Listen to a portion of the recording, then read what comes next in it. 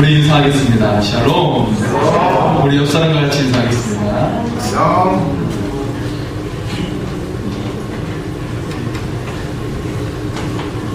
네, 여러분 혹시 도둑을 맞은 경험이 있습니까? 명절이나 연휴 때가 되면 도둑이 더 기승을 부리는 것을 볼 수가 있는데요.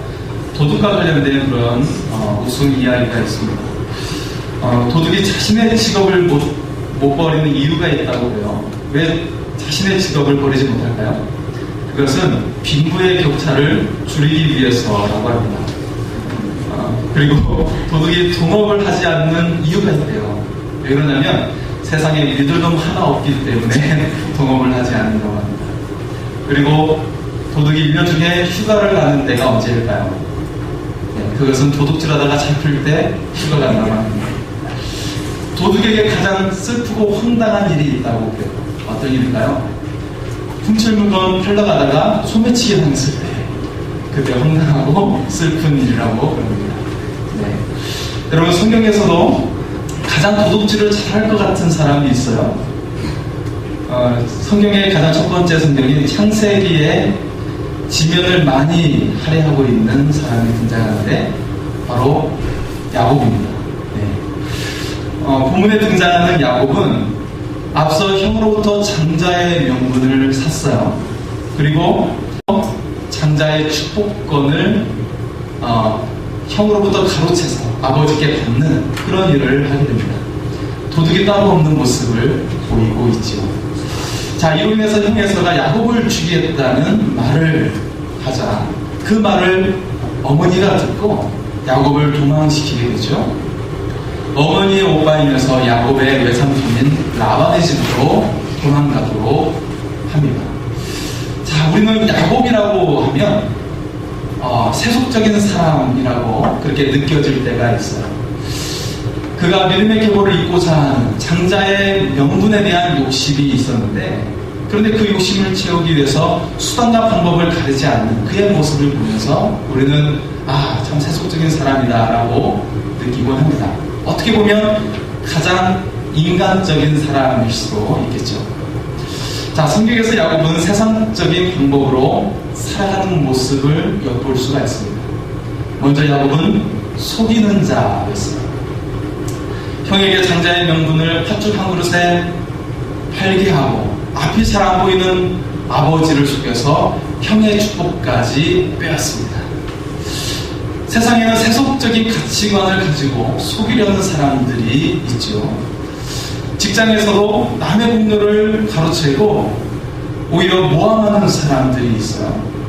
그리고 돈에 대한 욕심으로 다른 사람을 사기치고 등치는 그런 사람이 있습니다. 미국이나 호주로 이민을 가서 한국 사람끼리 서로 속이면서 등쳐먹는 사람들도 있어요.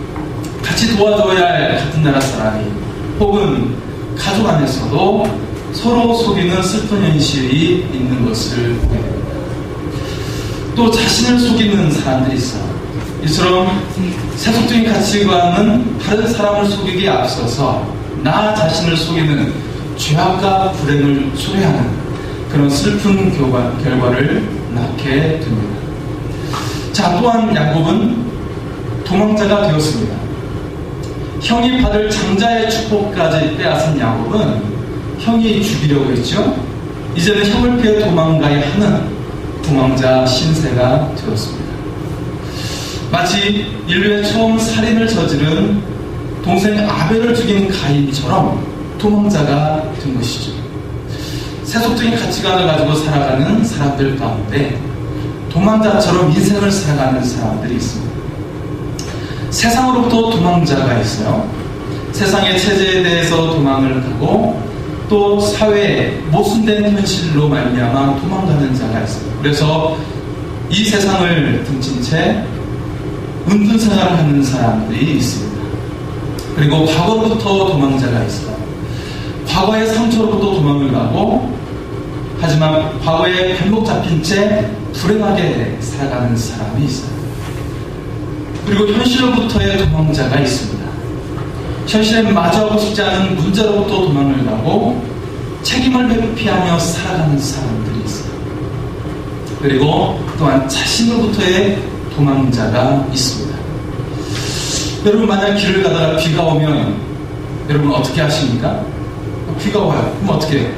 황급하게 비를 피해서 건물로 가서 그렇게 비로부터 자신을 보호를 하려고 할 것입니다. 그리고 기다리다가 비가 그칠 것을 기다리거나 혹은 우산을 도입을 해서 비를 피하며 가게 될 것입니다. 그런데 어떠한 사람이 있는데 폭우에도 불구하고 비를 피하거나 뛰어가거나 하지 않고 1년 365일 비가 오는 것과 상관없이 빠른 걸음으로 자기의 길을 걸어가는 사람들이 있습니다. 바로 존 머시 이야기에 나오는 존 머시에 대한 이야기입니다. 그는 1년 내내 쉬지 않고 그 무엇으로부터 계속 도망치듯 바쁘게 살아갑니다. 멈춰있는 것을 두려움으로 느끼기 때문에 끊임없이 자신을 바쁘게 만듭니다. 그래서 그의 삶에서 끊임없이 도망치기를 거듭합니다. 사회로부터 도망가고 과거나 현재의 모순에서 도망치고 자신을 받아들일 수 없어서 그렇게 도망치는 삶을 살아갑니다. 그에게 누군가 호의를 베풀고 관심을 가지려고 할 때 존 머시는 이렇게 말합니다. 제발 저를 그냥 놔두세요. 사실 존 머시는 다른 사람이 아니라 우리 한 곳에 우리의 마음 한켠에 있는 강박관념이라고 할 수가 있는 것이죠. 존 머시 이야기는 어떻게 끝날까요? 해피엔딩으로 끝나면 좋겠는데 그렇지 않습니다. 존 머시는 끊임없이 도망치듯 살지만 사실 그의 속마음은 더 이상 도망치고 싶지 않다라는 것이었습니다. 그리고 그 도망치는 것을 멈추기 위해서 그는 서서히 호수로 가라앉는 것을 선택합니다. 호수에 서서히 가라앉는다는 것의 의미는 어쩌면 지금 반복된 삶의 방식과 습관을 멈추지 않고 그냥 바쁘게 살아가다가 그의 삶이 가라앉고 있는 것을 의미하고 있는 것입니다. 여러분의 삶에서 끊임없이 도망치기 대신 다른 것에 집착하며 살아갈 때가 있을 것입니다. 내가 내 삶의 주체가 되지 않고 이런저런 핑계를 대며 살아가는 때가 있습니다. 그것이 돈을 버는 것일 수도 있고 직장에 충성하는 것일 수도 있고 자녀 교육에 열의를 보일 때일 수도 있고 그리고 건강의 문제일 수 있습니다. 그러나 명심하시기 바랍니다. 내가 행복하지 못한다면 내가 감사하지 못한다면 돈지는 직장인은 자녀 교육은 그것은 나로부터 도망치기 위한 수단에 불과한 것이기 때문에 내 가족과 내 주변 사람들도 같이 불행에 빠뜨리게 할 수 있다라는 것이죠. 오늘 야곱의 절박함을 나타내는 말씀이 등장하고 있습니다. 11절의 말씀에 등장하는데요. 한번 같이 한번 볼까요?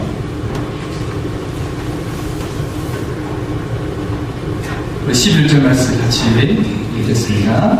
한 곳에 이르러는 해가 지니라. 거기서 유숙하려고 그곳에 한 돌을 가져다가 베개로 삼고 거기에 누워 자니. 자, 해가 진지라 라고 되어 있어요.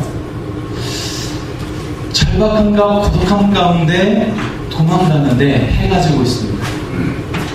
더 이상 걸어갈 수 없습니다. 이제 멈춰 홀로 이 밤을 보내야 합니다. 야곱이 절박함과 고독함 속에 밤을 보내야 하는 것을 성경은 한 곳에 이르러 라고 표현하고 있습니다. 자, 11절 말씀을 우리가 읽은 것처럼 그 말씀 속에 보면 지시대명사가 3번이나 나오는 것을 볼 수가 있어요. 거기서 그곳, 거기라고 하는 단어들입니다. 모두 11절 처음 부분에 나오는 한 곳이라는 단어를 가리켜 강조하고 있습니다. 한 곳이라는 단어를 영어를 보면 a certain place라고 하는 막연한 장소입니다. 여행자의 안락한 숙소가 아니라 도망자 야곱의 비참한 상황을 말해주고 있는 것입니다. 무엇보다도 야곱은 하나님의 인재를 잃어버리고 홀로 버려진 느낌을 갖고 있습니다. 이 비참한 상황이 자신의 잘못된 행동 때문이라는 죄책감으로 인해서 기도할 용기조차 나지 않는 상황입니다. 외삼촌의 집으로 도망가는 그 길, 내가 바르게 가고 있는지, 물리적으로도 막연한 위치에 있을 뿐 아니라 영적으로도 하나님과의 관계가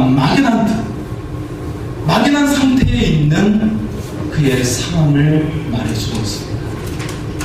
야곱은 나그네가 되었습니다.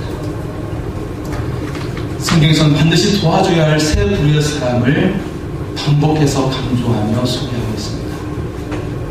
오늘날로 말하면 생활보호대상자를 넘어서 극군자에 해당하는 사람들이죠. 그들은 고아와 과부와 나그네입니다. 나그네라면 돌봐줄 가족도 친척도 국가도 없는 사람을 말하는 것입니다. 당시 시족사회에서는 가족 외에는 보호해줄 어떤 것도 없습니다. 치안도 시족 안에서 해결하는 시대입니다. 나그네는 갈 곳이 없는 사람이지만 또한 보호받을 것이 없는 사람이 나그네입니다. 하나님의 손길을 느낄 수 없고 보호받지 못하는 영적 고아처럼 살아가는 사람들이 나그네입니다. 지금 내가 서 있는 것이 평안한 곳이 아니고 확신 있는 것이 아니고 기쁨 있는 것이 아니라면, 지금 내가 서 있는 가정이, 삶의 터전이, 직장이, 학교가 단지 막연한 곳이라면 고독 가운데 방치된 나그네와 같은 것입니다. 이처럼 세상에서 속고 속이는 그렇게 살아가는 사람들에게, 그리고 자신과 현실을 부정하며 도망치듯 살아가는 사람들에게, 그리고 나그네와 같이 방황하는 자들에게 주님은 찾아오십니다. 야곱은 자신의 인생에서 어느 누구도 의지할 곳이 없고 도망치다 지쳐 쓰러져 돌을 베개 삼아 자고 있습니다. 바로 야곱이 돌을 베고 자던 이 절망의 자리에 하나님께서 만나 주셨습니다. 야곱은 돌베개를 베고 자던 중 꿈에서 하늘 사닥다리를 경험하게 됩니다. 12절 말씀에 보면 꿈에 본즉 사닥다리가 땅 위에 서 있는데 그 꼭대기가 하늘에 닿았고, 또 본즉 하나님의 사자들이 그 위에서 오르락 내리락 하고. 야곱은 꿈에서 하늘에 닿은 사닥다리를 보게 되었고 거기에 수많은 천사가 오르락 내리락 한 것을 보게 되었습니다. 여러분, 하늘 사닥다리는 무엇을 의미하는 것입니까? 첫째로 하나님의 돌보심을 의미하는 것입니다. 수많은 하나님의 사자, 곧 천사들이 하나님과 자신 사이에 오가면서 일을 하고 있습니다. 하나님의 도움을 나에게 가져다주고 나의 필요를 하나님께 말씀드리며 쉬지 않고 그들이 일을 하고 있는 것입니다. 나를 돕기 위하여, 하나님의 뜻을 나에게 전하기 위하여 천사들이 나를 돕고 있는 것입니다. 사랑하는 성도 여러분, 여러분에게도 하나님께서 주의 천사를 통해 여러분의 필요를 하시고 하나님의 손길이 임하는 은혜가 임하기를 소원합니다. 둘째로 하나님과 막힘없는 소통을 의미하는 것입니다. 하나님과 자신 사이에 수많은 천사들이 오르락내리락 하는 것은 하나님과 내가 연결되어서 막힘없는 소통이 이루어지고 있는 것을 말합니다.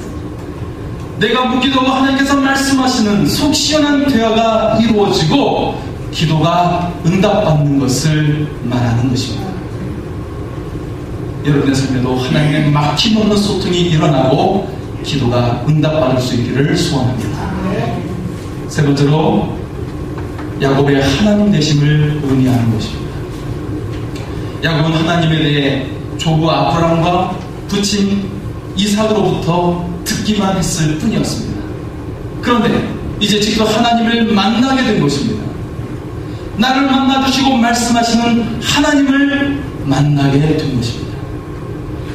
하나님께서 야곱을 만나주시고 말씀하십니다. 야곱을 축복하십니다. 도망치며 절망과 고독 속에 있는 야곱에게 사명을 주시고 비전을 심어주시고 계십니다. 하나님께서는 야곱에게 믿음의 계보를 이어받으라고 그에게 축복하시면서 말씀하십니다. 그의 조부와 부친과 맺었던 언약을 계승하는 장자의 축복을 하나님으로부터 직접 받게 된 것입니다. 전에 야곱은 어떻게 했습니까? 자신의 힘으로 장자의 명분을 사고자 했고 장자의 축복을 형으로부터 가로챘습니다. 그러나 그가 빈털터리요 머리조차 댈 곳 없어 돌베개를 의지하며 누웠던 이 서러운 자리에서 하나님을 만났습니다. 더 이상 아무것도 할 수 없는 이 절망의 자리에서 하나님을 만났고 하나님께서는 그에게 직접 축복하시면서 장자의 축복을 주시고 있는 것입니다. 야곱은 그가 만났던 은혜와 이 감격의 자리를 하나님의 집이라고 뜻을 가진 베델이라고 이름을 부르게 됩니다. 야곱은 인생의 가장 밑바닥에 내려갔던 베델에서 하나님을 만났습니다. 하나님을 만난 야곱은 영적으로 최고조에 오르게 되었습니다. 그리고 하나님을 나의 하나님, 야곱의 하나님이라고 부르게 된 것입니다. 이 사건으로 인해서 아브라함의 하나님, 이삭의 하나님, 야곱의 하나님이라는 수식어가 이스라엘 민족에게 대대로 이어지게 되는 것입니다. 인생의 절망의 자리에서 하나님은 만나주십니다. 인생의 가장 밑바닥에서 하나님은 우리를 찾아오십니다. 우리에게 하늘 사닥다리를 내려주셔서 수없이 많은 전사를 동원하여 우리를 도와주십니다. 여러분의 삶에도 다른 누군가의 하나님이 아니라 나를 만나주시고 말씀하시는 나의 하나님임을 고백할 수 있기를 소원합니다. 하늘 사닥다리는 이처럼 하나님께서 우리의 필요를 아시고 도와주시는 것을 말합니다. 하늘 사닥다리는 하나님과 나 사이에 막힘없는 소통이 일어나고 기도가 응답받는 것을 말합니다. 하늘 사닥다리는 나를 만나주시고 말씀하시는, 나를 구원하시는 나의 하나님됨을 의미하는 것입니다. 우리는 한때 속이는 자였고 도망가는 삶을 살았고 나그네처럼 방황하는 삶을 살았을 것입니다. 내 인생길에 어느 하나 기댈 곳 없고 쉴 곳 없는 막연한 곳에서 돌을 베개서만 누웠던 서러운 자리에서 하나님께서 나를 만나주시고 비전과 사명을 주신다는 사실을 기억하시기 바랍니다. 아무것도 할 수 없는 절망의 자리에서, 인생의 가장 밑바닥의 자리에서 하나님께서 우리를 만나주심을 기억하시기 바랍니다. 오늘 말씀 20절에서 22절에 이어지는 말씀을 보면 베델의 하나님을 고백한 야곱은 하나님께 서원의 기도를 드리고 있습니다. 하나님께서 나와 함께 하시고 하나님께서 나를 지켜주시고 나를 평안히 아버지의 집으로 돌아가게 해주신다면 여호와께서 나의 하나님이 되실 것이 바로 하나님이 나의 주인 되심을, 주 되심을 고백하고 있는 것입니다.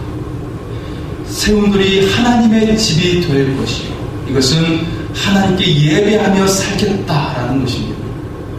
내게 주신 모든 것에서 10분의 1을 드리겠나이다. 이 물질을 드리듯 나 자신을 드리는 삶을 살겠습니다 라고 고백하는 것입니다.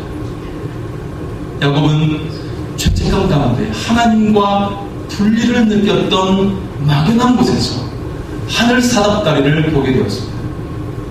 오늘 나에게 내 자신의 잘못 때문에 혹 다른 이유로 내 가정이, 삶의 터전이, 일터가, 학교가 영적으로 막연한 한 곳 같을 수 있습니다.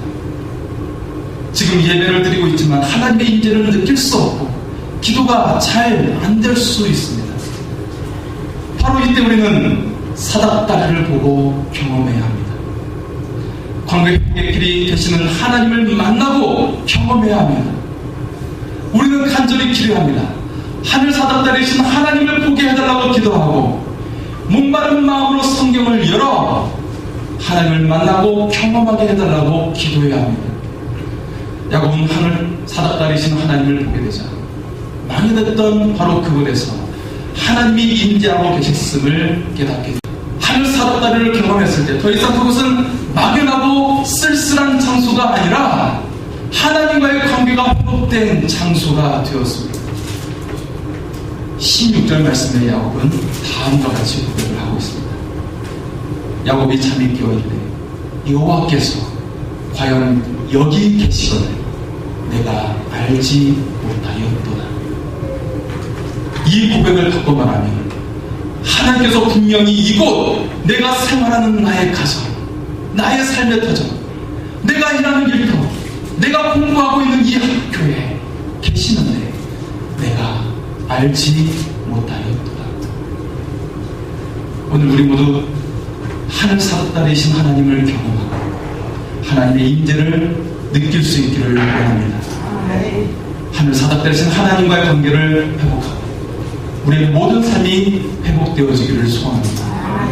그래서 내가 있는 가정과 일터와 학교가 막연한 곳이 아니라 하나님의 임재가 있는 하늘 사닥다리가 놓이는 구원의 자리, 기쁨의 자리, 축복의 자리가 될 수 있기를 소원합니다.